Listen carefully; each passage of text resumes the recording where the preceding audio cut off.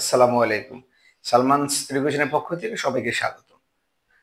গড় নির্ণয়ের ক্ষেত্রে আমাদের কেন ভুল হয়?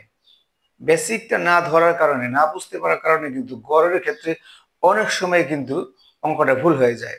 যেমন দেখেন, এই যে এখানে বড় একটা অঙ্ক আছে গড় নির্ণয়, ৯, ৭, ০, ৮ এর গড় কত? চারটা সংখ্যা দেওয়া আছে এখানে, কয় আছে ৪, ক্ষয় আছে ৬, গ ৮, ঘ ৭। তাহলে কোনটা সঠিক? এটা বাংলাদেশ ডাক বিভাগ ২০২৪ সালে এটা পরীক্ষা আসছে, চাকরি পরীক্ষায়।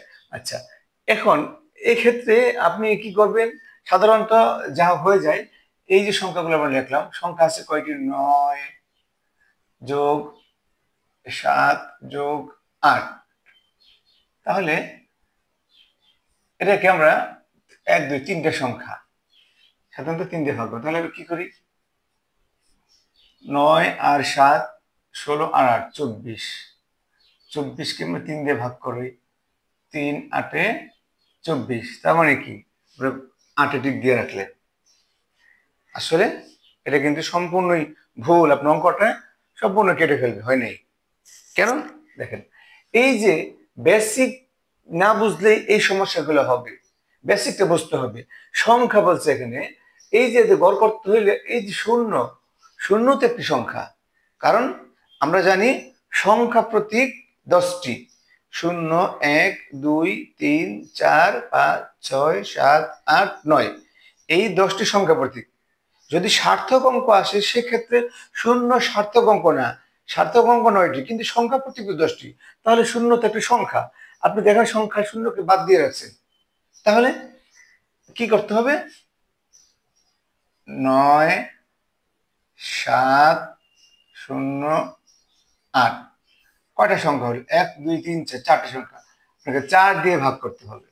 অবশ্যই এটাকে ৪ দিয়ে ভাগ করতে হবে। তাহলে ৪ দিয়ে যদি ভাগ করি, এখানে যোগ করলে ২৪ ঠিকই আছে, কিন্তু ভাগটা হবে ৪ দিয়ে। ৪ ৬ ২৪। তার মানে সঠিকটা হলো খ, অর্থাৎ ৬। ৪ ৬ ২৪।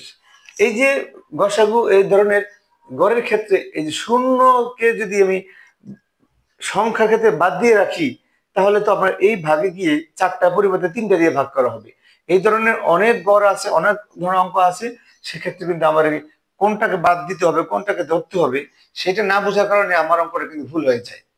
এগুলোকে আমাদের খুব সাবধানে করতে হবে এবং বুঝতে হবে কোনটাকে বাদ দেওয়া যায়, কোনটাকে বাদ দেওয়া যায় না, কোনটাকে ধরতে হয়। এটা বুঝলে কিন্তু আমাদের এই অঙ্কগুলো খুব সহজে আমরা সমাধান করতে পারি। আশা করি সবাই বুঝতে পেরেছেন। কিছুটা হলো ওখান থেকে আমরা উপকারে আসবো বলে আশা করি। তাহলে আজকে এ পর্যন্তই। সবাই ভালো থাকেন, সুস্থ থাকেন। আল্লাহ হাফেজ।